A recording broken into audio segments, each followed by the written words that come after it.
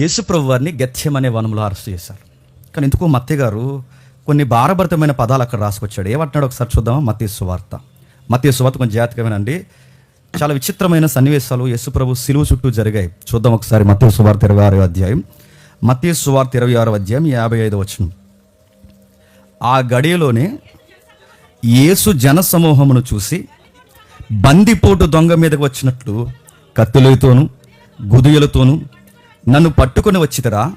నేను అనుదినము దేవాలయంలో కూర్చుండి బోధించుచున్నప్పుడు మీరు నన్ను పట్టుకొనలేదా? అయితే ప్రవక్తల లేఖనము నెరవేరినట్లు ఇదంతయు జరిగినని చెప్పను. అప్పుడు శిష్యులందరూ ఆయన విడిచి పారిపోయాను. కొంచెం ఒక గమనిక వినండి. యేసుప్రభు వారిని మెజారిటీ లీడర్స్ ఇష్టపడతారు ఈ ప్రపంచంలో. గాంధీ లాంటి వారు ఇష్టపడ్డారు, ఫ్రీడమ్ ఫైటర్ చాలామంది ఉన్నారు, వాళ్ళందరూ ఇష్టపడ్డారు. అక్కడ వరకు ఎందుకండి, మనకి వివేకానంద స్వామి గారు కూడా యేసుప్రభుని ఇష్టపడ్డాడు. దాన్ని యేసుప్రభుని ఇష్టపడడం పాయింట్ కాదండి. బైబిల్ అర్థమైనోడికి స్ట్రైక్ అవుద్ది. యేసుప్రభుని ఇష్టపడడం అనేది పాయింట్ కాదు. యేసుప్రభుని ఇష్టపడడం ఎక్కడో చెప్పినా, సిలువ మీద అక్షరాలు నా కొరకు చనిపోయాడని నువ్వు నమ్మాలి, అప్పుడు ఇష్టపడినట్టు. ఆయన బోధలు ఇష్టపడడం అంటే, బోధలు ఎవరైనా ఇష్టపడతారు. ఆయన కార్యాలు నిజంగా ఆశ్చర్యకరం అంటే అది ఎవడైనా స్టేట్మెంట్ ఇస్తాడు. అది కాదు పాయింట్. ఆయన బోధలు ఇష్టపడ్డాం, ఆయన మిరాకిల్స్ చూస్తాం, ఇవి మేము బిలీవ్ చేస్తామంటే అది కాదు. నమ్మాల్సింది ఏంటో తెలుసా? సిలువ మీద ఆయన చనిపోయిన వైనాన్ని నమ్మాలి. సిలువని నమ్మితే ఏమవుద్ది? మనిషికి అహం అడ్డొస్తుంది. ఏం అహం అడ్డొస్తుంది? నేను దుర్మార్గుడిని, పాపినని ఒప్పుకోవాలి. అది ఒప్పుకుంటే కానీ యేసుప్రభుని మనం ఇష్టపడలేం. అలా ఇష్టపడాలి అంటే చాలా కష్టంగా ఉంటుంది. కనుక ఆయన బోధల వరకు ఇష్టపడతారు, కానీ చెప్పండి సిలువని ఇష్టపడరు. సువార్తలో సెంటర్ ఆఫ్ అట్రాక్షన్ ఏంటో తెలుసా? సిలువ త్యాగాన్ని చాలా బలంగా నమ్మాలి. నువ్వు బోధలు నమ్మినా నమ్మకపోయినా నేను అనడం లేదు, కానీ ఆ పదాన్ని నేను ఉపయోగించే ధైర్యం నేను చేయరు. కానీ బోధలకి నీకు వ్యాలిడ్ ఎప్పుడవుద్దంటే ఆయన సిలువను కూడా నువ్వు నమ్మాలి. అలాంటి వైనాన్ని ఇప్పుడు మనం చదువుతున్నాం. ఏం జరుగుతుంది? అరెస్ట్ చేశారు. ఒక మాట అన్నాడు, అయ్యో ఎంతమంది వచ్చారు బందిపేట మీద దొంగ మీదకి వచ్చినట్టు. బందిపోటు దొంగతో ఉన్న ప్రమాదం ఏంటి? వాడి కోసం కూడా ఆలోచిద్దాం. వీలైతే ఆ బరబ్బా కూడా ఉన్నాడు కదండి, వీలైతే ఆలోచిద్దాం. బందిపేట దొంగలు ఏం చేస్తారు? కోడితే మూతుపళ్ళు పగిలిపోయేలా కొడతారు. వాళ్ళ ఫైట్ సీన్లు కానీ, వాళ్ళ వ్యవహారం కానీ, వాళ్ళ దారిదోపుళ్ళు కానీ, అదే మన చట్ట పరిభాషలో డెకాటిస్ అంటారు వాళ్ళు. అలాంటి వాళ్ళ కొట్లాట్లకి చంపడానికి రెడీగా ఉంటారు. అలాంటోడిని హ్యాండిల్ చేయడం అంటే కష్టం. అలాంటోడిని హ్యాండిల్ చేయాలంటే కాస్త నలుగురు వరకు సమూహాలు ఉండాలి. అందుకే యేసుప్రభు అన్నారు, నేనేమన్నా బందిపోటు దొంగనా, క్రిమినల్నా? ఇంతమంది వచ్చారు, దేవాలయంలో బహిరంగంగా తిరిగాను, అనేక బార్లు మీకు తారసపడ్డాను, మీ సన్నిహెడ్రిన్ సభల మధ్య నేను సువార్త చెప్పాను. ఆ టైంలో నన్ను ఏమీ చేయలేనప్పుడు ఇంత రహస్యంగా నన్ను పట్టుకోవడానికి వచ్చారు. సరే వస్తే వచ్చారు, అరెస్ట్ చేశారు, తీసుకెళ్లారు. కొంచెం నేపథ్యం జాగ్రత్తగా అంటే అరెస్ట్ చేసి తీసుకెళ్ళినప్పుడు 57వ వచనం దగ్గర మనకు వద్దాం ఒకసారి. యేసును పట్టుకున్న వారు ప్రధాన యాజకుడైన కయపా యొద్దకు ఆయన తీసుకుని పోగా అక్కడ శాస్త్రులను పెద్దలను కూడి ఉండగా పేతురు, జాగ్రత్తగా వినాలి, యేసుప్రభు వారిని అరెస్ట్ చేశారు. గెత్సెమనే వనమ దగ్గర అరెస్ట్ చేసిన తర్వాత ఎక్కడ తీసుకొచ్చారట? కయపా దగ్గర తీసుకొచ్చారట. వీళ్ళ కోసం కూడా స్టడీ చేద్దాం టైం ఉంటే. కయపా ఎవరు? అన్న ఎవరు? కయపా అంటే ఒక సీనియర్ మాంక్ అన్నమాట. ఆయన ఆ రోజుల్లో పేరు మోసిన ప్రధాన యాజకుడు. చాలా వయసు మళ్ళిపోయింది ఆయనకి, పెద్ద ఆయన. ఏదన్నా ఒక విషయాన్ని తేల్చాలి అంటే అక్కడ లీడర్షిప్ వ్యవహరిస్తున్న ఆయన కయపా. ఈ కయపా అన్న వాళ్ళు ఇద్దరు డేంజర్ గల్లండి. ఇద్దరు మామూలు చరిత్ర మీరు చదవండి ఎంత డేంజర్ గల్లంటే, వీళ్ళు సిరియా గవర్నర్కి వీళ్ళకి అప్పుడప్పుడు ద్వంద్వ గవర్నర్, అదే దాన్ని ఏమంటారు, పొత్తు గవర్నర్ పౌరసత్వం వ్యవహరించాడు. అప్పుడప్పుడు ఈ గవర్నర్గా వ్యవహరిస్తున్నప్పుడు అప్పుడప్పుడు సిరియా గవర్నర్తో రికమెండేషన్ చేయించుకొని జెరూసలేం టెంపుల్లో పోస్టింగ్ లేయించుకున్నారు. ఎవరు? అన్నా కయపా. అంటే వీళ్ళు మంచి వ్యవహారం కాదండి. ఆ 57వ వచనం చదువుదాం ఒకసారి. యేసును పట్టుకున్నవాడు ప్రధాన యాజకుడైన కయపా యొద్దకు తీసుకొని వచ్చిన. బాగా వినాలి, కయపా అన్న వీళ్ళిద్దరూ సిరియా గవర్నర్తో రికమెండేషన్ చేయించుకుని వారు పోస్టింగ్ వేయించుకున్నారు. రికమెండేషన్ చేయించుకుని పెద్ద ఎన్నో అడుగుతున్నాను, సేవలోకి రికమెండేషన్ చేసుకుని పోస్టింగ్ చేస్తున్న వాళ్ళు సేవను ఎలా చూస్తారండి? కమర్షియల్గానే చూస్తారు, లబ్ధి కోసం చూస్తారు. అందుకే చూడండి, వీళ్ళిద్దరు ఎంత నెటోరియస్ యాటిట్యూడ్ కలిగిన వాళ్ళు అంటే, వీళ్ళిద్దరూ టెంపుల్ని రెంట్కి ఇస్తారు. మీకు తెలుసు కదా, సొలొమోను మందిరాన్ని రెంట్కి ఇస్తారు. మీరు చూసారు లేదు? సొలొమోను మందిరాన్ని రెంట్కి ఇచ్చినప్పుడు యేసుప్రభు ఫీల్ అయ్యాడు, అరే నా తండ్రి ఆలయాన్ని చెప్పండి వ్యాపారట్టిలుగా ఎలా చేస్తారా, ఎందుకు వ్యాపారట్టిలుగా చేస్తారన్న థాట్స్ వాళ్ళకి ఎలా వచ్చాయి? వాళ్ళ వ్యాపారంతోనే పోస్టింగ్ వేయించుకున్నారు. అలాంటి భయంకరులు ముదిరిపోయారు. సీనియర్ అతను, ఆ సీనియర్ ముంగిటికి తీసుకెళ్లారు. ఆ ఇంట్లో చాలామంది కూర్చున్నారట, పెద్దలందరూ. దీన్ని ఏమంటారంటే మోతుబరు సభ అంటారనమాట. ఆ ఇంట్లో పెద్ద మీటింగ్ పెట్టారు. ఆ మీటింగ్ పెట్టిన అంటే మీరు ఊహించుకుంటే తమ్ముడు ఇమేజ్లు చూపిస్తుంటాడు. ఆ సభ మధ్యలో నిలబెట్టారట ఆయన. అంటే ఈ పెద్దోళ్ళు మోతుబరులు నిలువుటంగిలు వేసుకుని పొడవైన గడ్డాలు వేసుకుని అలా కూర్చుని వాళ్ళు నిలబడినప్పుడు యేసుప్రభు వారిని ఆ మధ్యలో నిలబెట్టారట. ఆ యేసుప్రభు వారిని కయపా ఇంట్లో మీటింగ్ పెట్టినప్పుడు మధ్యలో నిలబెట్టి, ఏం చేద్దాం అన్నారట. టక్ టక్ మన అప్పటికే ప్లాన్ అంతా రెడీ అయిపోయిందండి, స్క్రిప్ట్ రెడీగా ఉంది, ప్రవేశపెట్టండి అన్నారు. టక్ టక్ మన సాక్షులు వచ్చారు. సాక్షి వచ్చాడు. ఏం చెప్తారా సాక్షి అంటే ఏం చెప్తారు? రకరకాల ప్రశ్నలు అడుగుతున్నారు. ఒక్కడనే చేసి వాళ్ళు నిలబెట్టారు. రకరకాల ప్రశ్నలు అడుగుతున్నారు. ఆ ప్రశ్నలన్నీ అడిగి ఏంటంటే ఆ సాక్షి ఒకటి చెప్తున్నారు. సార్ నా దగ్గర ఒక సాక్ష్యం ఉంది అన్నారు. ఏంటి నీ సాక్ష్యం అని అడిగితే ఏమి లేదు సార్, నేను చెప్తున్నది ఏంటంటే ఇతగాడు దేవాలయాన్ని పడగొట్టి 3 రోజుల్లో కడతానన్నాడు, దానికి విట్నెస్ నేనే. ఓయ్ నిజమని చెప్పేది అని అడిగారు. మౌనంగా ఉన్నాడు. టకటక మన సాక్ష్యాలు చెప్పేస్తున్నారు. ఒకటి వెనకాల ఒకటి సాక్ష్యం చెప్తున్నారు. అంటే వీళ్ళంతా పక్కా స్క్రిప్ట్ వేసి కూర్చున్నారనమాట. ఆ ప్లానింగ్ వేసి కూర్చోబెట్టి సాక్ష్యాలు చెప్తున్నారు, సాక్ష్యాలు ఉటంకిస్తున్నారు. అప్పుడు ప్రధాన యాజకుల్లో ఒకళ్ళు లేచి అన్నాడు, నాకు ఒకటి గుర్తొస్తుంది, నేను మాట్లాడుతున్నాను. ఒకళ్ళు లేచి అన్నాడు, దేవాలయాన్ని కట్టడం ఇదంతా కాదు కానీ ఒక ప్రశ్న అడుగుతున్నాను, నువ్వు సన్ ఆఫ్ బ్లాస్ఫమీ అన్నారు. ఈ సాక్షులతో పని ఏముంది? దేవదూషణ ఇంతకన్నా దూషణ. దేవుడి కుమారుడు, మానవుడు దేవుడి కుమారుడు అని చెప్పుకోవడం అంటే మేఘారుడైన పదం చిన్న పదం కాదు. మనకే స్ట్రైక్ అవ్వకపోవచ్చేమో కానీ ఆ మూతబడులకి స్ట్రైక్ అయింది. ఏమని? మేఘారుడే వచ్చినట్టు. ఆ పదం ఏంటి? ఆ దానియేలు చెప్తున్నాడే దేవుడు మేఘాల మీద వస్తాడని, ఆ యెహెజ్కేలు చెప్తున్నాడే దేవుడు మేఘాల మీద వస్తాడని, ఆ పాత నిబంధన ప్రవక్తలు చెప్తున్నారే దేవుడు మేఘాల మీద వస్తాడని. ఆ దేవుడు మాత్రమే మేఘాల మీద రాగలడు, కానీ ఆ మేఘాల మీద నేను కూడా వస్తానని చెబుతున్నాడు. అంటే ఏమని క్లైమ్ చేసుకుంటున్నాడు? ఐ యామ్ గాడ్ అని చెప్పుకుంటున్నాడు.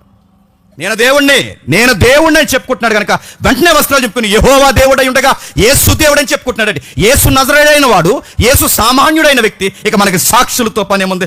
లేచారు, రకరకాలుగా మాట్లాడారు, బెదిరించారు, కొట్టే ప్రయత్నం చేశారు, ఆనబెట్టారు. ఒక మాట అన్నారు, అయిపోయారు, వట్టేది చెప్తున్నాను, ఇంక అయిపోయావు అన్నారు. అంతే, నీ సంగతి తేల్చేస్తా ఉన్నారు. బట్టలు చింపుకున్నారు, పైనుంచి కిందకి తెలిసారు, మాట్లాడారు, రకరకాల విషయాలు మాట్లాడారు. ఈ లోపల శిష్యులు చెదిరిపోయారు. అప్పటికి అయిపోయింది వ్యవహారం. ఇదంతా ఎక్కడ జరుగుతుందంటే కైపా ఇంట్లో జరుగుతుంది.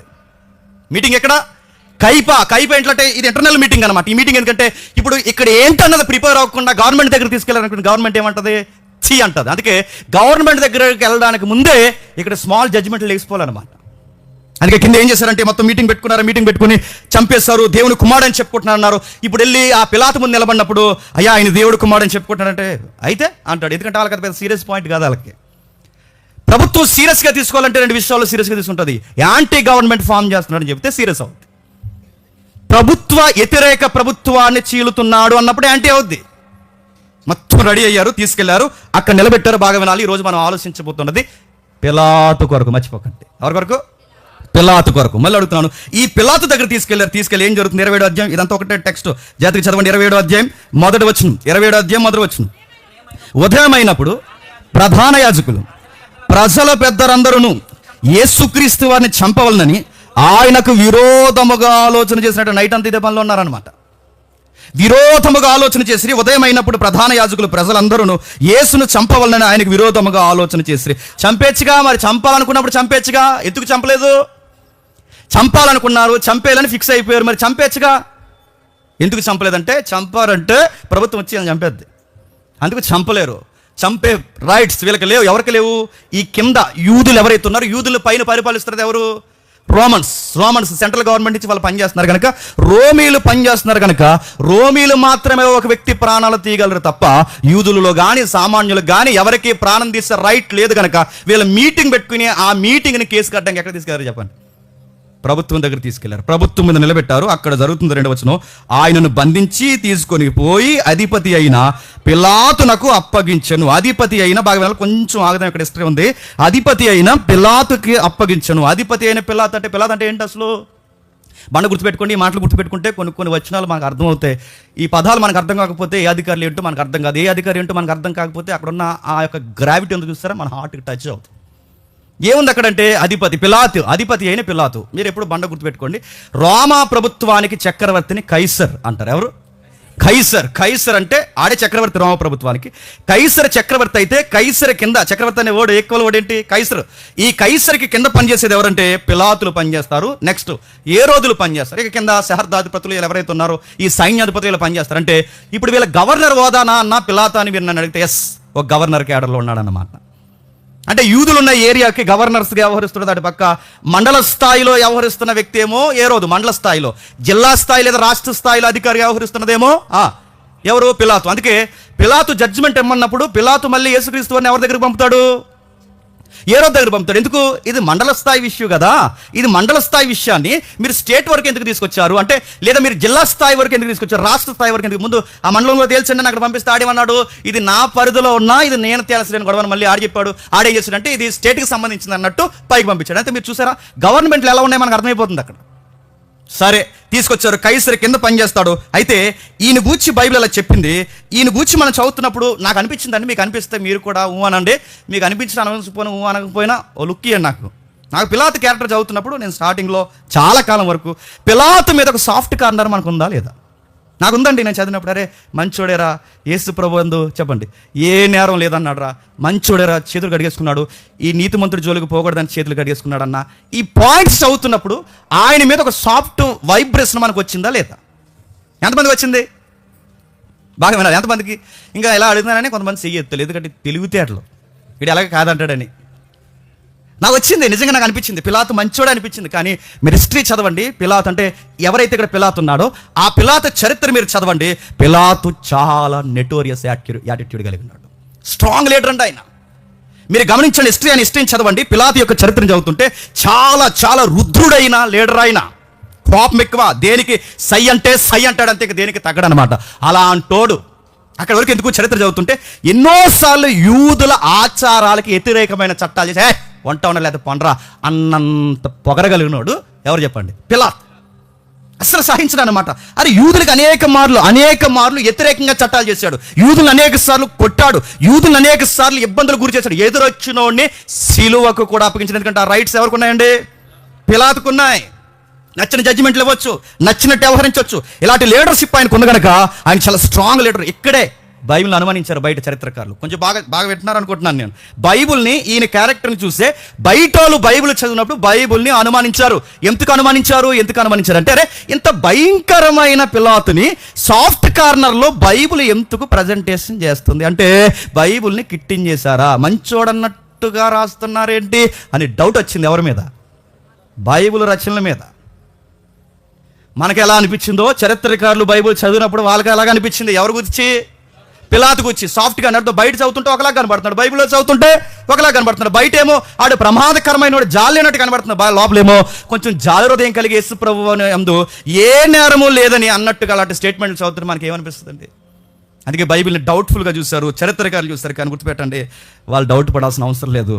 సంథింగ్ ఏదో జరిగింది అక్కడ మనం స్టడీ చేయాలి. ఆ స్టడీ చేయడానికే సిలువ సన్నివేశాల చుట్టూ జరిగిన పాత్రలను మనం స్టడీ చేస్తున్నాం. ఏమైంది, ఏం జరిగింది, పిలాతు యొక్క ఆయన యొక్క బిహేవియర్ని మనం అబ్జర్వ్ చేసుకునే ప్రయత్నం చేస్తే చాలామంది చరిత్రకారులు అన్నట్టుగా లేడు. అక్కడ జాగ్రత్త చూస్తే ఆ రోజుల్లో పస్కా జరుగుతుంది. ఏం జరుగుతుంది? పస్కా టైమింగ్స్ అవి. ఆ పస్కా టైంలో పిలాతుని తీసుకొచ్చి ఎక్కడ నిలబెట్టారు ఒకసారి మీరు చూడండి. ఆ పదం ఎంత విచిత్రంగా ఉంటుందో ఒకసారి చూడండి. పిలాతు గూర్చి 27వ అధ్యాయం 11 వచనం చూడండి. 27వ అధ్యాయం 11 వచనం.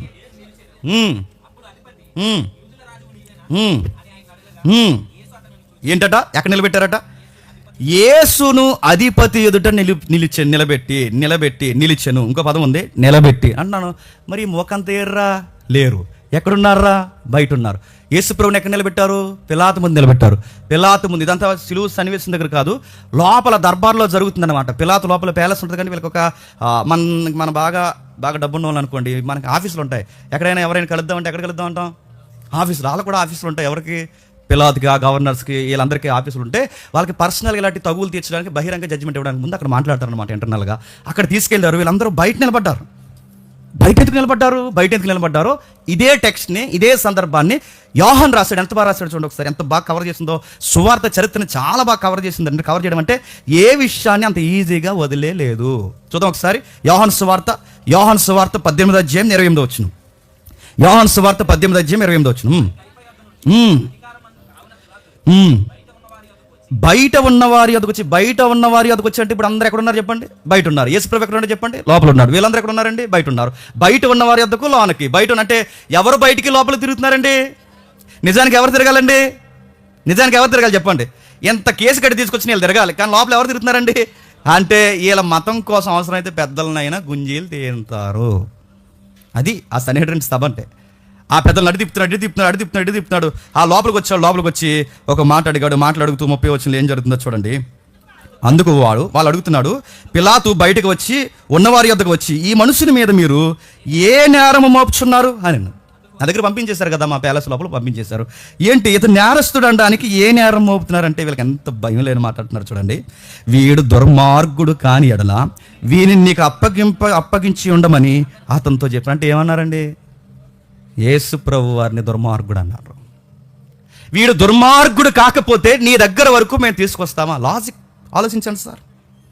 మీకు ఎందుకు చెప్తున్నాం వినండి సార్. లాజిక్ ఆలోచించండి. వీడు దుర్మార్గుడు, యేసుప్రభు వారిని వీడు వాడు ఉమ్మేయడాలు ఎంతగా నలిపేశారు, ఆయన అంత నలిపేశారండి. లోపలికి వెళ్ళారు. దుర్మార్గుడు కానీ వీడిని మీకు అప్పగిస్తామంటే అప్పుడు పిలాతు అన్నాడు, మీరు అతను తీసుకుని పోయి మీ ధర్మశాస్త్రం చొప్పున అతను తీర్పు తీర్చడనగా యూదులు ఎవనికి మరణ శిక్ష విధించుటకు మాకు అధికారం లేదే, లేపేద్దాం, మేము ఎప్పుడో లేపేద్దాం, కాదు పవర్ లేదనే చెప్పండి నీ దగ్గర తీసుకొచ్చి. అంటే చంపేస్తారు, కానీ ఎందుకు చంపకుండా ఉన్నారంటే ఏదో అయిపోద్దన్న భయంతో ఉన్నారు. చాలామంది అప్పుడప్పుడు మనం పొలి బిగించేసి రకరకాలుగా చంపేతానే ఆదావా అంట చూస్తే, అంటే చంపేస్తావు కానీ ఎందుకు చంపకుండా ఉన్నావు, పోలీసులు వచ్చి తీసిపోతారు ఏమైనా ఉన్నావు, లేకపోతే నువ్వు ఏం చేస్తావు చెప్పు, చంపేస్తావు. అంటే చంపేయడానికి రెడీ. అప్పుడప్పుడు మన కోపం వచ్చేది, చంపు కోట చచ్చిపోతాయి అదవా అంట చూస్తారా. మరి కొట్టిపోయావా, ఎందుకు ఆపేసుకున్నావు, సెక్షన్లు గుర్తొచ్చినాయి ఇడికి. గమనించండి, చంపేద్దరు వాళ్ళు ఎందుకు ఆగిపోయారంటే కేసు అవుతుందేమో ఆగిపోయారు, ప్రమాదం జరుగుతుందేమో ఆగిపోయారు. సరే మీ ధర్మశాస్త్రం ప్రకారం చేయండి అంటే, అసలు సార్ ధర్మశాస్త్ర సంబంధంగా మేము తేల్చేయాలనుకుంటే తేల్చేద్దాం, మళ్ళీ మీ గవర్నమెంట్ తలపోటు ఎంక్వైరీలు ఇవన్నీ మాకు ప్రాబ్లం వచ్చి అందుకే మీ దగ్గరికి తీసుకొచ్చాం. అయినా ఒక మాట అంటున్నాను సార్, ఎంత నేరస్తులు కాకపోతే మీ దగ్గరికి తీసుకొస్తాను సార్ అని అన్నారు. ఏం చెప్పుంటారంటే ఇక్కడ లేదండి ఆ మాట. ఏం చెప్పుంటారు చెప్పిన దాని కొనసాగింపు ఏం చెప్పారంటే ఇక్కడ లేదు. మళ్ళీ ఇక్కడ ఏం చెప్పారు ఎక్కడ చెప్పిన లూకా గారు కవర్ చేశారు దాన్ని. ఎక్కడ? లూకా సువార్త 23వ అధ్యాయం మొదటి 2-3 వచనాలు చూడండి.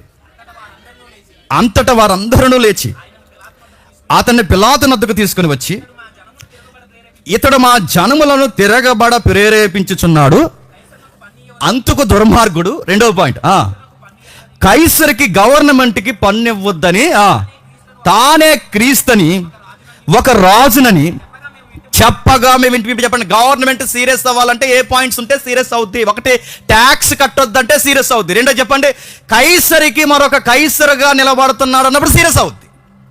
మా ధర్మశాస్త్రం ప్రకారం ఇతడు దేవుడు కుమారుడు మేఘాల మీద వస్తున్నారంటే దేవుడిని నమ్మనోడికి ఎలా అనిపిస్తుందండి? అరే మేఘాల మీద రాకపోతే మేఘాలు తగ్గిపోయి వస్తారు, మాకు ఎదుగు గొడవలని అంటారనరా. మనకి సీరియస్, వాళ్ళకి మతాన్ని నమ్ముతున్నారు కనుక పెద్దలమైన మనకి సీరియస్ పాయింట్, బైబిల్ నమ్ముతున్నాం కనుక అది అలా సీరియస్ పాయింట్ కాదు. ఎందుకంటే వాళ్ళు బైబిల్ నమ్ముడు, మేఘాల మీద కాకపోతే నడుసు వస్తాడు లేదా గాల్లో వస్తాడు, దీనికోసం చంపేస్తారా అని అడుగుతారు. ఆ పాయింట్ చెప్తే ఆయన చంపరని, వాళ్ళు ఎంత తెలివైన వాళ్ళు చూడండి. ఆ పాయింట్ చెప్తే చంపరని. ఏ పాయింట్ చెప్తున్నారు తెలుసా? గవర్నమెంట్కి వ్యతిరేకతను, మాబ్ ఫామ్ చేస్తున్నాడు, మాబ్ కడుతున్నాడు, మాకు తెలుసు. మాబ్ జన సమూహాన్ని ఫామ్ చేస్తున్నాడు, రాస్తారు ఒకరికి రెడీగా ఉన్నాడు, గవర్నమెంట్కి వ్యతిరేకంగా రేపుతున్నాడు. ఇప్పటికే మీ రోమా ప్రభుత్వం మీద ఎంతమంది విప్లవకారులు లేచి కూర్చున్నారు. ఎంతోమంది అపోస్తలుల గారిని చదువుతున్నప్పుడు మనకు మాట కనిపిస్తుంది, 800 మందిని పోగేసుకుని రోమా ప్రభుత్వం మీద తిరగబడిన వాడు ఇతడేనా అని ఒక కామెంట్ ఉంటుంది. అంటే అప్పటికే గవర్నమెంట్ మీదకి వందల వేల మంది టీమ్స్గా ఫామ్ అవుతున్నారు రోమా గవర్నమెంట్ని కొట్టాలని. ఇప్పుడు గవర్నమెంట్ని కొట్టాలని ఇలాంటి టీమ్స్ ఫామ్ అవుతున్నప్పుడు గవర్నమెంట్ ఏమనుకుంటే చెప్పండి, ఆదిలోనే వీళ్ళ తొంగలో తొక్కేయాలనుకుంటుంది అనుకోదా? అందుకే ఆ పాయింట్ చెప్తున్నారు. ఏమనంటే, అయ్యా మీరు ఇలా వదిలేస్తే మీ గవర్నమెంట్ కుప్పకూలు చేస్తారు, ఇలా వదిలేస్తే నాశనం అయిపోద్ది. అతడు మాట చెప్పుకుంటున్నాడు, క్రీస్తు అంటే మీకు అర్థమవుతుందో లేదో, క్రీస్తు అంటే నేను కొత్త రాజునని చెప్పుకుంటున్నాడు అన్నట్టు. నేను అడుగుతున్నానండి, క్రీస్తు అంటే రాజా కాదా, అభిషక్తులే కదా? అంటే అలా నిజమే చెప్తున్నారు, కాకపోతే చిన్న మెలుందన్నమాట. ఇప్పుడు అలాగ ఉంటాయి సాక్ష్యాలు గుర్తుపెట్టుకుని. నిజమే చెప్తారు, చిన్న ముడు ఉంటుంది, ఆ ముడు తెగకపోతే మనకు గురి అయిపోద్ది.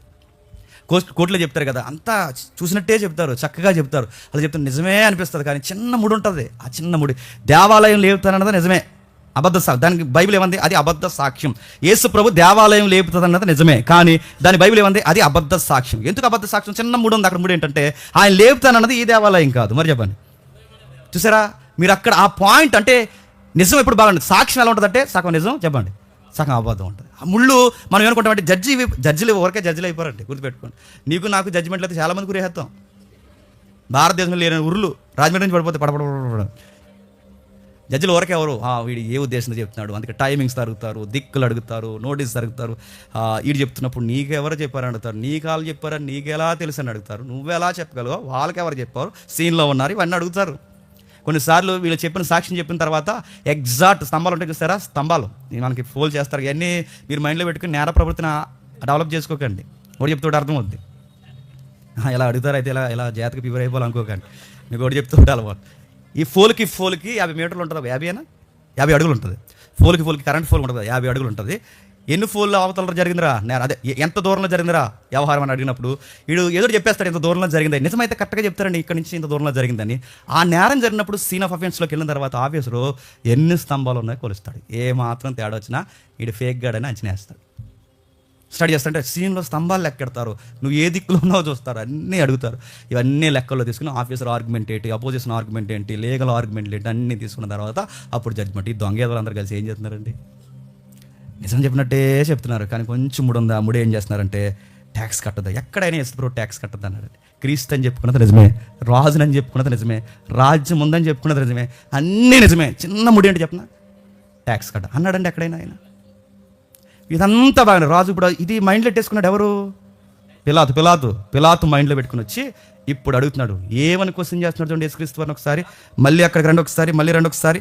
అదే యోహాను సువార్త 18వ అధ్యాయం, 34 వచ్చినవా, 18వ అధ్యాయం 33 వచ్చిన. పిలాతు తిరిగి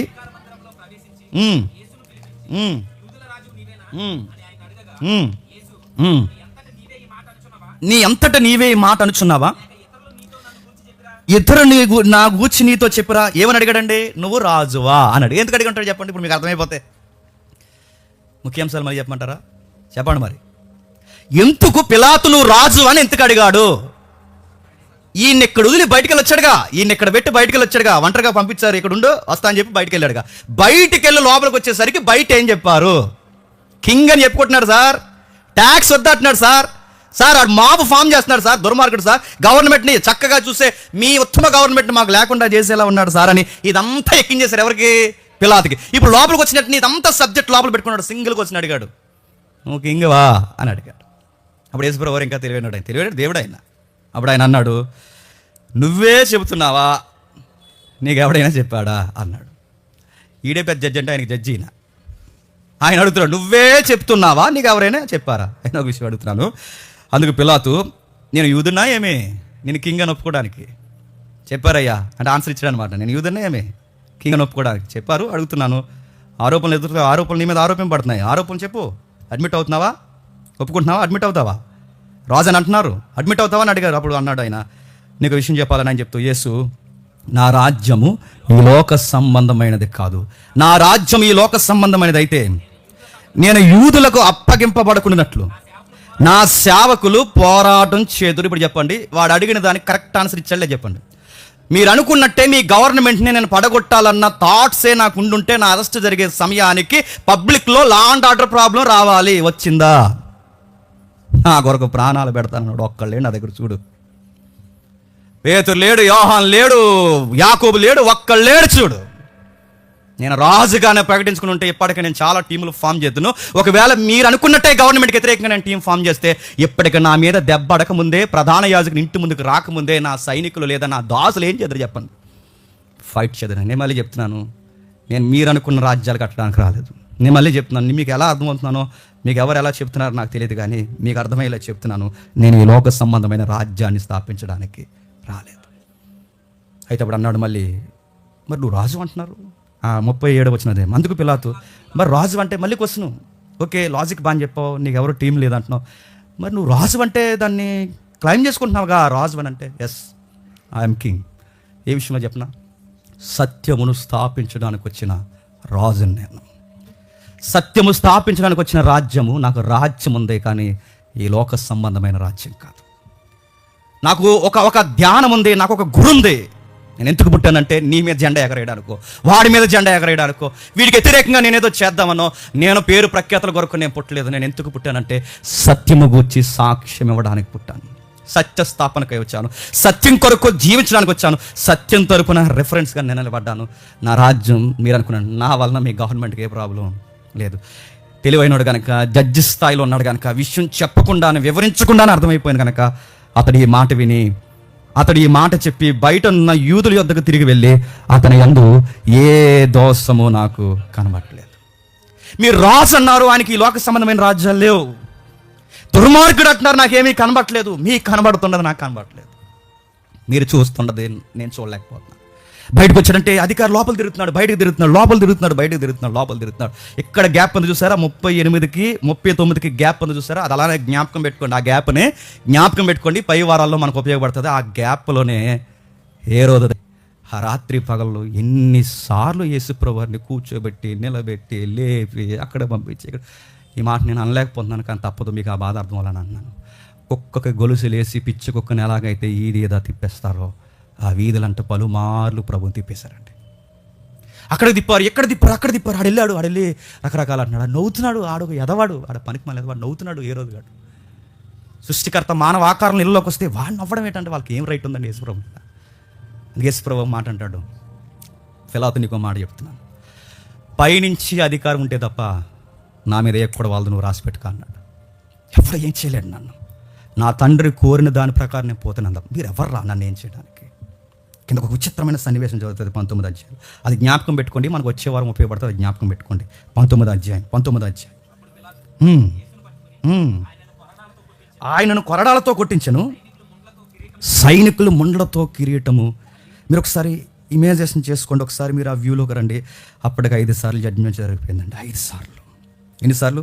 5 సార్లు జడ్జిమెంట్ చేశారంటే ఈ కొరడాలతో కొట్టే సమయానికి అప్పటికి 5 సార్లు జడ్జిమెంట్ అయిపోయింది. ఎక్కడైపోయింది 5 సార్లు జడ్జిమెంట్? ఒకసారి అలానే ఉంచండి. ఒకసారి వెనక్కి రండి. సందర్భం లూకా గారు డీటెయిల్గా ఇచ్చారు ఆ జడ్జిమెంట్లు. ఒక్కసారి లూకాసు సువార్త రండి. లూకాసు సువార్త 23వ అధ్యాయం. లూకాసు సువార్త 23వ అధ్యాయం 4వ వచనం చూడండి. పిలాతు ప్రధాన యాజకులతోనూ ఒక్కటైనా కనబడలేదు. 2వ జడ్జిమెంట్. 3వ జడ్జిమెంట్ అక్కడ ఉంటుంది చూడండి. ఏ రోజు కూడా కనబడలేదు. ఇది 3వ జడ్జిమెంట్. ఇది నెక్స్ట్ వీక్ ఆలోచిద్దాం వీలైతే. అప్పటికి ఎన్ని జడ్జిమెంట్లు అయిపోయాయండి. ఈయన నేరస్తుడు కాదు, ఈ నేరాలు ఏవి ప్రూవ్ చేయబడవు.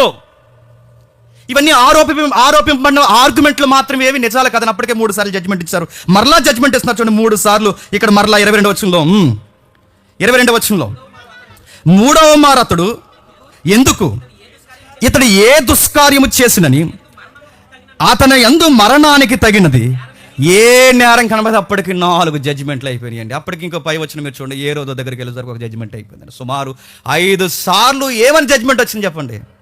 ఈయన యందు ఏ తప్పు లేనోడిని అన్యాయంగా కొరడాలతో కొట్టడానికి పంపించేశారు. ఇప్పుడు చెప్పండి, ఎవడండి పిలాతు మంచోడు అన్నది? ఎవడండి సిలువ త్యాగంలో పిలాతుకి సంబంధం లేదన్నదే? ఎవడండి ఈ క్రైమ్ స్టోరీలో వాడు అక్యూజ్డ్ కాదన్నది?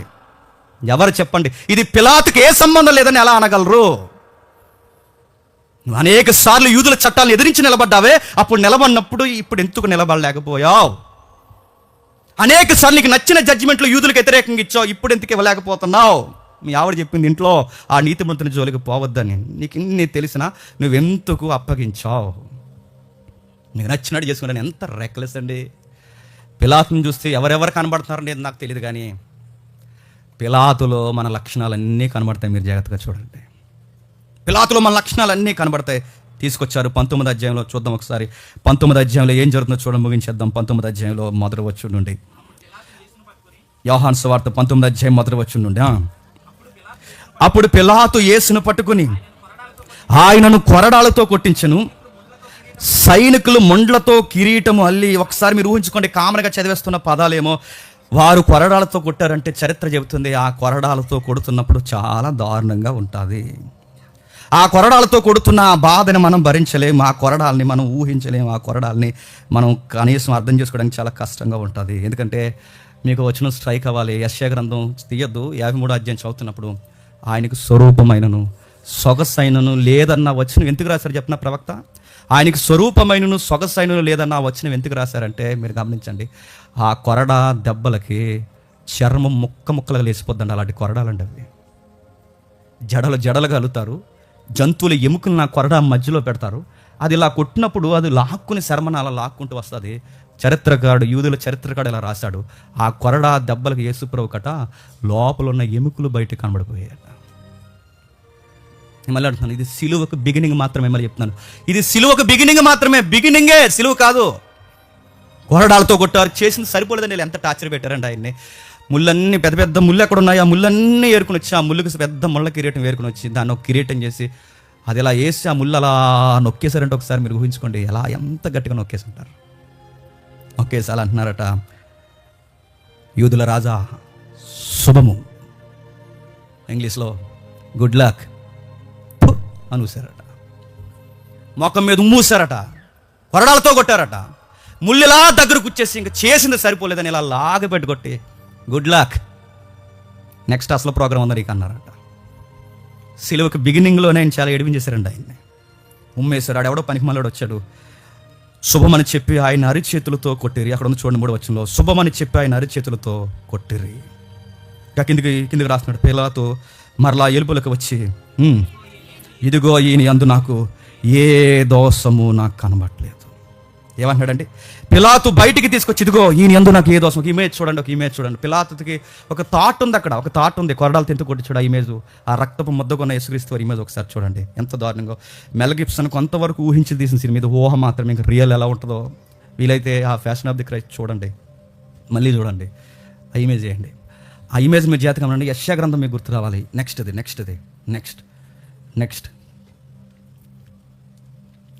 అదిగో చూడండి, రక్తపు ముద్ద అయిపోయాడని యెషయా గ్రంథంలో రాసింది అదేనండి. సొగసైనను స్వరూపమైన లేదు, ఆయన అపేక్షించడానికి అంత అట్రాక్షన్ పర్సన్గా లేడు. అది ఏదో పైన ఒక చిన్న వస్త్రం ఉంచారు ఆయన మానాన్ని అడ్డెట్టుకోవడానికి. ఆ గోని బట్ట కట్టారు, ముళ్ళ కిరీటం పెట్టారు, చేతులు కట్టారు, తీసుకొచ్చారు, నిలబెట్టి ఇలా అంటున్నారు ప్రభుని చూపిస్తూ, ఇతనంత నాకు ఏ నేరం లేదన్నారు. ఏం చెప్పారు చెప్పండి? వాళ్ళకి సరిపోలేదు ఆ పాదాలకి. ఇంత చేసిన వాళ్ళు ఏమన్నా చెప్పినా, రక్తపు ముద్దగా చూపించిన తర్వాత పిలాతు ఫీలింగ్ ఇది. ఏమన్నాడంటే, ఇంత ఎలా చూసైనా సరే జాలి పడతారేమో అనుకున్నారంటే, ఇలా చూసి సరే ఇంక మా కోపం తీరిపోయింది, ఇక వదిలేయండి ఇక్కడి నుంచి, మాకు అవసరం లేదని అంటారు అనుకున్నాడు పిలాతు. ఇంత జరిగే కూడా ఏమన్నా తెలుసా? మాకు సరిపోదు, మాకు ఆ దెబ్బలు సరిపోవు, మాకు ఇవేమీ సరిపోవు, మాకు ఇంకా ఆ లోపల మాకు అలా పగుండిపోయింది. ఆ పగ ఏంటంటే సిలువేము. సిలువకు బిగినింగ్లోనే ఎంత నలిపేశారో చూడండి. సిలువేమే అని గట్టిగా సార్ నోడుతుంది. ఈ సిలువ ఏమన్నది ఎవడండి నేను అడుగుతున్నాను, ఎవరండి? ప్రజలను ఉంది అక్కడ. ఎవరా ప్రజలు? రొట్టెలు తిన్నోళ్ళు. ఎవరా ప్రజలు? స్వస్థతలు పొందిన ఎవడండి? ఆయన దుర్మార్గుడు అంటున్నది. ఆయన చేతి నీళ్ళు, మా చేతి నీళ్ళు దాగిన వాళ్ళు ఎవరండి? ఆయన అంతగా ఏడిపిస్తున్నది చెప్పండి. జాలి, దయ. పిలాతు అనుకున్నాడు ఇలా చూసైనా క్షమించేస్తారేమో అనుకున్నాడు. కానీ వాళ్ళు అన్నారు, చావాల్సిందే, ఆ మనిషి ప్రాణం పోతే కానీ మాకు మనశ్శాంతి ఉండదు. పిలాతు ఏమీ చేయలేకపోతే అన్నాడు, ప్రశ్నలు అడిగాడు. లోపలికి వెళ్ళి 27వ అధ్యాయంలో మళ్ళీ అడుగుతున్నాడు, మళ్ళీ మాట్లాడుతున్నాడు. ఎన్నిసార్లు చెప్పిన ఆయన మౌనం వహిస్తున్నాడు. ఒక మాట అన్నాడు. ఏమంటున్నాడు చూడండి. ముళ్ళ కిరీటం, ఓదరంగ వస్త్రంలో ధరించిన వాడే యేసు నిలుపులకు రాగా పిలాతు, ఇదిగో ఈ మనుష్యుడు అని వారితో చెప్పాను. ప్రధాన యాజకులు బంట్రోతులు ఆయనను చూసి సిలువ వేయమని కేకలేసిరి. ఆ మత్తయి సువార్తలు ఉంది, సిలువ వేయమని నడిచింది. ప్రజలు అరిశారు. ఆశ్చర్యకరమైన సంగతి చెప్పనా, బైబిల్లో రాయబడిన మాట, వారి కేకలే చెప్పండి గెలిచేయండి. ఒరేయ్, 5 సార్లు నిర్దోషని జడ్జిమెంట్ వచ్చింది. 5 సార్లు నిర్దోషని జడ్జిమెంట్ వచ్చినా చివరికి ఏం గెలిచాయి చెప్పండి? ఆ నోరే గెలిచింది, ఆ కేకలే గెలిచాయి, చంపేస్తారు. మనకు రాయబడిన మరో పదం ఏంటో చెప్పిన, ఆ రోజు పిలాతు అడుగుతున్నాడు, నువ్వు రాజువా అని. ఎస్, నేను రాజునే. ఈరోజు నేను అడుగుతున్నాను, ఎస్ ప్రభు రాజే, రాజుగా నువ్వు స్వీకరించగలవా? ఎస్, నా లైఫ్లో ఆయన కింగ్ అని నువ్వు ఆహ్వానించగలవా? నా కింగ్ కొరకు నేను అన్నీ మానుకోగలను నువ్వు అనగలవా? అనలేమా? అందుకు చెప్పనా, మన దృష్టిలో, మన హృదయంలో యేసుప్రభు రాజు కదా. ఎవరు రాజు చెప్పండి? మనకు మనమే రాజులు, మనకు మనమే ప్రధానమంత్రులు, మనకు మనమే. ఎందుకంటే ఆయన రాజుగా ఒప్పుకుంటే నువ్వు ప్రతి దినం నువ్వు సిలువేసుకోవాలి. యేసుప్రభుని వెంబడిస్తానంటున్నావు కానీ నీకు అన్ని పిలాతు లక్షణాలే. పిలాతు అన్నాడు, నువ్వు రాజువా అని అడిగాడు. ఎస్, నేను రాజుని. మరో ప్రశ్న అడిగాడు, నిన్ను మాట్లాడగాలి, నాకు ఇడిపించే అవకాశం ఉంది, నువ్వు ఒప్పుకుంటే నేను ఇడిపిస్తాను. నిన్నో ప్రశ్న అడుగుతున్నాను, నేను ఇడిపిస్తాను, నాతో మాట్లాడవా అన్నాడు. మాట్లాడిన కానీ ఒక మాట చెప్తాను, నా తండ్రి పర్మిషన్ ఇస్తే తప్ప ఎవడో నన్ను ఏం చేయలేవు, నువ్వు కూడా ఏం చేయలేవు. నీకు ఇదే నేను చెప్తాను, ఎందుకన్నా నేను ఎక్కువ మాట్లాడను. మీరు చేయాలనుకున్న త్వరగా చేసేయండి, చేయాలనుకున్న త్వరగా చేసేయండి. పిలాతుని అడిగింది నేను ముగించేస్తున్నాను త్వరగా. పిలాతు ఎన్ని ప్రశ్నలు అడిగాడు తెలుసా? సత్యం అంటే ఏంటని అడిగాడు. పిలాతు ఏమడిగాడు తెలుసా? నువ్వు రాజువా అని అడిగాడు. పిలాతు ఏమన్నాడు తెలుసా? నాకు పవర్ ఉందో తెలుసా అని అడిగాడు. 3 ప్రశ్నలు అడిగాడు. ఆ 3 ప్రశ్నల్లో నువ్వు నేను కనబడతాం. మీరు చూడండి, నువ్వు రాజువా అని అడిగాడు. అతగాడికి రాజు అని తెలియదు, నీకు యేసుప్రభు రాజు అని తెలుసు. అయినా నువ్వు ఆయన ఎక్కడ నిలబెడతావు చెప్పు? నీ గుమ్మం బయట హృదయం వెలుపులే నిలబెడతావు. అడిగాడు, ఏమని తెలుసా? సత్యం అంటే అని అడిగాడు. 38వ వచనంలో సత్యం అంటే అని అడిగాడు. మీరు గమనించండి, సత్యం అంటే అని అడిగాడు. సత్యం తెలుసుకునే ప్రయత్నం చేశాడా? ఈరోజు నేను అడుగుతున్నాను, సత్యం వినబడుతున్నాను అడుగుతున్నాను, సత్యం వినాలన్న మనసు, నేర్చుకోవాలన్న మనసు నీకుందా? నువ్వు పిలాతగాడు కాదా చెప్పు? వాడు సత్యం అంటే జస్ట్ క్వశ్చన్ రేజ్ చేసి వెళ్ళిపోయాడు. ఈరోజు నీకు సత్యం వినబడుతున్నప్పుడు ఆ సత్యం వెలకోరుతుంది, నువ్వు ఇవ్వగలవా? ఆ సత్యం నీ సమయాన్ని వెలకొడుతుంది, నీ జ్ఞానాన్ని వెలకొడుతుంది, నువ్వు చెప్పుకునే ప్రతి విషయాన్ని వెలకొడుతుంది, వెనకాల రమ్మంటుంది, త్యాగం చేయమంటుంది. ఆ సత్యం ఎలా అంటుందో ఏమని తెలుసా? సత్యము అంటే అడిగిన వాడికి ప్రతి ఒక్కరు చెప్తుంది సత్యం ఏమని చెప్పిందంటే, నువ్వు పాపివి అని చెప్తుంది. ఆ సత్యం చెబుతున్నది ఒప్పుకుంటావా? నీ స్వనీతి వలన నీకు నీతి లేదని సత్యం చెప్తుంది, ఒప్పుకుంటావా? నువ్వు నిలబడగలవా? ఆశీర్వాదకరంగా ఉండగలవా? నీ నీతిని, నీ కొరకు, దేవుడి కొరకు, ఇదిగో నువ్వు ఇలా ఉండాలి, నీ పరుగు, నీ ఆకలి, నీ కోరిక, నీ దాహం, చివరికి నువ్వు మరణించే మరణం కూడా ఇదిగో దేవుడి కొరకని సత్యం కోరుతుంది. ఆ సత్యం నువ్వు వినగలవా? పిలాతుగాడు సత్యం అంటే ఏంటని ఎలాగైతే అడిగేసి పక్కకు పోయాడో అని అడుగుతున్నాను. ఈరోజు సత్యం కొరకు నువ్వు సమయాన్ని కేటాయించగలవా? సత్యం కొరకు నీ ధనాన్ని కేటాయించగలవా? సత్యం కొరకు నీ నాలెడ్జ్ని పెట్టుబడిగా పెట్టగలవా? సత్యం కొరకు నీ ప్రాణాన్ని తృణప్రాయంగించగలవా? సత్యం కొరకు నీ కుటుంబాన్ని, బంధాన్ని పక్కన పెట్టి రాగలవా? సత్యం కొరకు నువ్వు దేవుని కొరకు చనిపోగలవా? ఏంటి సత్యం అంటే? సత్యం అంటే ఇది. దీనిని స్వీకరించాలంటే మనం చెప్తున్నాను, దమ్ముండాలి. సత్యాన్ని స్వీకరించాలి. ఆ దమ్ము పిలాతగాడికి లేదు. ఆ దమ్ము పిలాతగాడికే కాదు, ఈరోజు చాలా మందికి లేదు. సత్యం స్వీకరించాలని దమ్ముండాలి. ఏం దమ్ముండాలి? నీ టైం ఇచ్చే సత్యానికి ఇవ్వగలవా? నీ నాలెడ్జ్ ఇచ్చే ఇవ్వగలవా? నీ లైఫ్ ఇచ్చే సత్యానికి ఇవ్వగలవా? నువ్వు ఇవ్వలేవు. పిలాతగాడు అడిగేసి ఎలాగైతే పక్క పోయాడో, నువ్వు కూడా సత్యాన్ని ఎలా నేర్చుకున్నా తెలుసా? 2 ఏళ్ళు 4 అని నేర్చుకున్నావు. ఎవరికి కావాలి 2 ఏళ్ళు 4 అని నేర్చుకుంటే? వెల కావాలి, వెల వెల వెల. సత్యం వెల కోరుతుంది. రా, నీ సంపాదన అంతా ఇచ్చి నా కొరకు రా, నా కొరకు మరణించడానికి రా. సామెత గ్రంథంలో ఉంది. సత్యం ఏం కోరుతుందంటే నీ టైం, నాలెడ్జ్ అన్నిటినీ కోరుతుంది. అది పిలాతు అది ఇవ్వలేడు, పిలాతు అది చేయలేడు, పిలాతు వల్ల కాదు, పిలాతుకి అది జరగదు. పిలాతు అన్నిటిని సాక్రిఫైస్ చేసి దేవుడి దగ్గరికి రాలేడు. పైపెచ్చికి 10వ వచనంలో ఏమంటున్నాడు చూడండి. పిలాతు అంటున్నాడు, నువ్వు నాతో మాట్లాడవా, నువ్వు నాతో మాట్లాడవా? జాగ్రత్త గమనించండి, 3 సార్లు నా నా నా అంటాడు చూడండి. నాతో మాట్లాడవా, నాతో మాట్లాడు 3 సార్లు అంటాడు చూడండి. పిలాతు, నాతో మాట్లాడవా? నిన్ను విడుదల చేయటకు నాకు అధికారం కలదు, నిన్ను సిలువ వేయటకు నాకు అధికారం కలదు. నా నా నా సత్యం ఏంటో చెప్పిన, నాయే చావాలంటది. నేనన్నదే చావాలి. పిలాతు ఎందుకు యేసుక్రీస్తు అని అర్థం చేసుకోలేకపోతే తెలుసా? నా. ఈరోజు మనలో, నీలో, అందరిలో ఉన్న ఫీలింగ్ ఏంటి చెప్పనా? నేను నా. అది చచ్చితే కానీ ఈరోజు నీ కళ్ళ ముందుకు వచ్చినా నీకు అర్థం కాదు. ఈ సత్యం నీ బుర్రకెక్కదు. పిలాతు జడ్జాగా ఒక మాట అడిగాడు, ఈయనేం చేద్దాం అని అడిగాడు 23వ అధ్యాయంలో. ఈయన అందుకు ఏ దోషం లేదు, ఈయనేం చేయమంటారని అడిగారు. ఈ క్వశ్చన్ మన అందరిది. ప్రతి మానవ జీవితంలో అతిపెద్ద ప్రశ్న ఏంటో తెలుసా? యేసుప్రభు కొరకు ఎంత వివరంగా చెప్పేశారు. ఇప్పుడు నేను నా లైఫ్లో ఈయనేం చేయాలి? ఒకటి స్వీకరించాలి, లేదా చెప్పండి వద్దని తృణీకరించి సిలువ పొమ్మన్నాను. ఈ ప్రశ్న నేను కూడా అడుగుతున్నాను. ఏం చేస్తావు నీ లైఫ్లో యేసుక్రీస్తు వారిని? స్వీకరించి నిన్ను నువ్వు ఆయన కొరకు చంపుకుంటావా?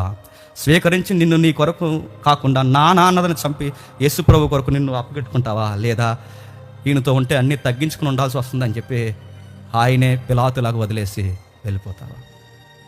జడ్జిమెంట్ నీ ముందు ఉంది. ఇది పార్ట్ 1. పిలాతు గూర్చి పార్ట్ 1. పార్ట్ 2 చూద్దాం, వచ్చేవారు చూద్దాం. హేరోదు ఉన్నాడు, ఆ మోతుబర్లు పెద్ద మనుషులు ఉన్నారు. ఈ సిలువ చుట్టూ ఇన్ని రాజకీయాలు చేసి చేసి చేసి చేసి సృష్టికర్తను సృష్టిలో చెప్పండి సిలువేసి చంపేసి అమ్మయ్య అనుకున్నారు. చంపే వరకు కొనకలేదండి. అదంతా మన మీదకి వస్తుందంటే ఖచ్చితంగా వస్తుంది. ఇవన్నీ మన మీదకి వస్తుంటే ఒప్పుకోకపోతే ఖచ్చితంగా వస్తుంది. నిన్ను నిన్ను నిన్ను నీ పిల్లల వరకు కూడా ఈ త్యాగం నేను ప్రశ్నిస్తాను. ఈ త్యాగం నీకు అలాగే అర్థమైతే, ప్రభువా పిలాతును చూస్తున్నప్పుడు నాకు అధికారం కనబడట్లేదు, పిలాతు అడిగిన 3 ప్రశ్నలు నాకు కనబడుతున్నాయి. ఒకటి, నువ్వు రాజువా అని వాడు అడిగాడు, నువ్వు రాజువా అని అడిగి తెలుసుకున్నాను, కానీ రాజుగా నా లైఫ్లోకి నిన్ను స్వీకరించలేదు. సత్యం అంటే ఏంటని అడిగాడు, సత్యం వినబడుతున్నా జీవించే సమయం నాకు లేదు ప్రభువా అని ఒప్పుకోండి. సత్యం వినబడుతున్నా సత్యం నేర్చుకోవడానికి నేను ఏమీ కేటాయించిన ప్రభు అని పిలాతు లాంటి యాటిట్యూడ్ నాకు ఉన్న ప్రభు అని ఒప్పుకో. నా అని సింహాసనం కూర్చుని మోతుబరు కబుర్లు ఎలాగైతే చెప్పాడో ప్రతి దాంట్లో నానే చచ్చిపోతున్నాను ప్రభు అని పిలాతు నాలో బతుకున్నాడని ఒప్పుకో. మోకాలు వేయగలిగిన వారు మోకాలు వేయండి, మోకాలు వేయలేని వారు లేచి నిలబడండి. కళ్ళు మూసుకోండి. ఎవరి కొరకు ఆలోచించొద్దు, ఏ విషయాలు ఆలోచించొద్దు, ఏది మనసులో పెట్టుకోవద్దు. నీకు వినబడిన వాక్యము నువ్వు నీ దేవుడు తప్ప ఇక ఏది మనసులోకి రానివద్దు. అలానే ఏకీపించండి. దేవా, 5 సార్లు నిర్దోషి అని తేల్చిన సిలువ వేయమనే కేకలే ఆ రోజు గెలిచాయి తండ్రి. మేము అక్కడున్నా మేము అదే అంటాం తండ్రి. మేమేం తీసిపోయే వాళ్ళం ఏం కాదు. తినే చేతుల్నే నరకాలను కోరుకునే మనుషులు దేవా. మనుషులుగా తండ్రి మంచిని చూడలేని కళ్ళు తండ్రి మాకు. ఆ రోజు పిలాతు నిలబడి అడిగాడు, ఏం చేయాలి అని. ఒకటి స్వీకరించాలి లేదా సిలువ వేయాలి.